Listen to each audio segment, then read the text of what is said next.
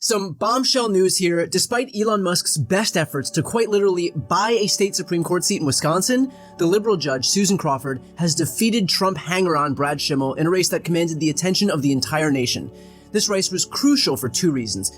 First, it keeps the liberal bloc in the majority on the Wisconsin Supreme Court. That means that the fair maps that were finally instituted in the state will remain in place. And fair maps mean that Republicans cannot gerrymander themselves into power, which means that the people of Wisconsin are protected from, for example, extreme archaic laws like the 1849 abortion ban, which Republicans would have immediately enacted had they gotten the chance to retake control.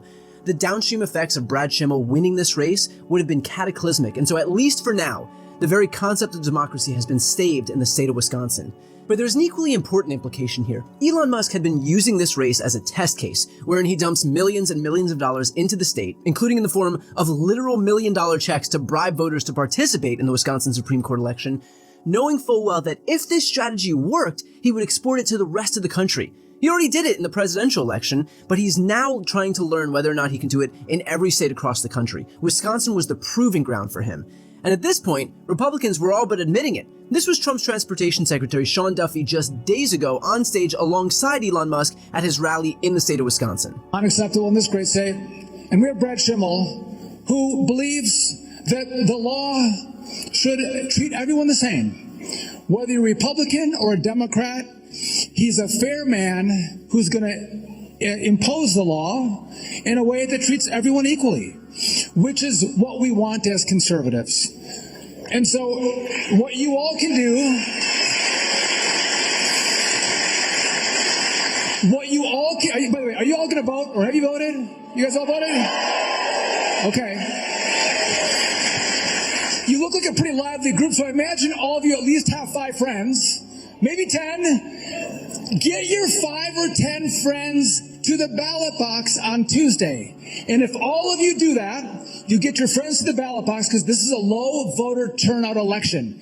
Bring your friends, bring your family, and if you all turn out on Tuesday with your friends, we are going to win in Wisconsin and send a message to the radical left. Don't mess with Trump, don't mess with Doge, don't mess with Elon, and don't mess with Wisconsin. Let's get it done, everybody. God bless. Did you catch what he said at the end? Send a message to the left not to mess with Elon. He framed this race as a way for the left not to mess with Elon Musk, who Duffy and the rest of the GOP know full well is their human wallet in every election moving forward.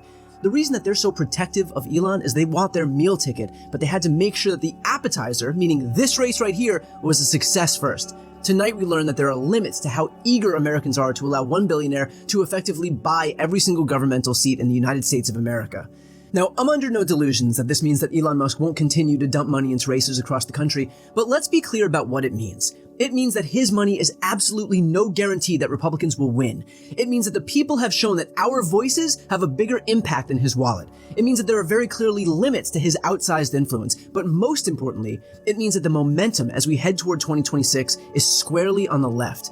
If we could win a race in which the richest man in the world just dumped in tens of millions of dollars, a race where the sitting president of the United States used the bully pulpit to promote the conservative candidate Brad Schimmel, a race where Republican lawmakers and senators showed up in the state to rally their voters, go online to rally their voters, if we could win despite all of their influence and power and money, then think about what that means for 2026 more broadly.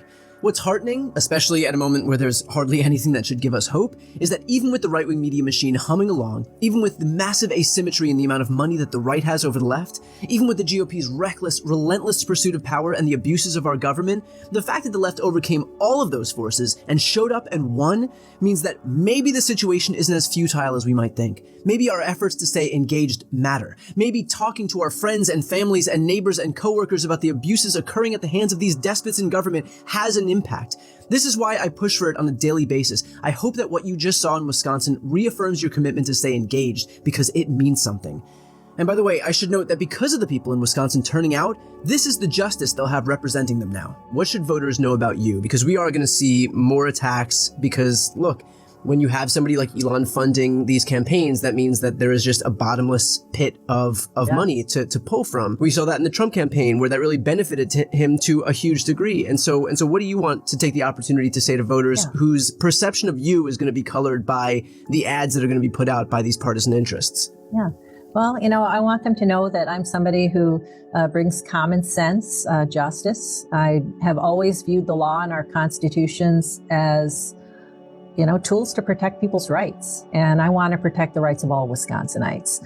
I grew up in Chippewa Falls. It was a small town in Wisconsin, and worked hard. My family went through some tough times when I was a kid. I financed my own college education as a result. And I learned values like hard work and honesty and watching out for people. And that's the kind of person I've always been. And it is how I've always tried to use my experience and my legal skills. I started out as a prosecutor and always, was focused on making sure that people were held accountable when they'd harmed our community, that corporations likewise are held accountable when they do harms, and that crime victims have a voice in the process. Then I was in private practice for several years and represented Planned Parenthood of Wisconsin and their doctors to make sure that women could have access to reproductive health care services. At that time we had a very far to the right governor in Wisconsin and a lockup of Republicans in both houses of our legislature, and they were doing everything they can. Of course, this was before Roe versus Wade was overturned, but they were doing all they could to restrict the ability of doctors to provide healthcare services to women. So we fought back on that. And, I was in court fighting for public school teachers when their rights in the workplace were taken away, and worked hard to protect the voting rights of Wisconsinites, to make sure that every eligible voter in Wisconsin is able to cast their ballot. So I've had a lot of experience fighting for the fundamental rights of people in this state. And I want them to know that I'm going to keep doing that on the Wisconsin Supreme Court. A very small reminder that we can still have nice things. And to that point, this is what the voters of Wisconsin narrowly avoided. Can you give a little background into what voters should know about Brad Schimel? Yeah. Well, when he was Republican Attorney General in Wisconsin, he had an agenda of pursuing right-wing causes at the expense of Wisconsinites and public safety. So he left a backlog of over 6,000 sexual assault kits untested in Wisconsin for over 2 years. These are the kits that can be tested for DNA to determine who the perpetrators of those crimes are. And he only got 9 of them tested in 2 years out of over 6,000. And then he lied about it and said that, first of all, he said there wasn't a backlog. Well, he was caught out in that. And then he said that there were hundreds tested, and it turned out to be only 9. And then, it became an issue in his election campaign to try to get reelected as Attorney General. And somehow he found the resources to get thousands of them tested in the last 6 months of his term of office. But, Wisconsinites didn't buy that, and they sent him home. He also was sitting on his hands while the opioid epidemic was raging in Wisconsin. People were dying of overdoses. Families were being destroyed.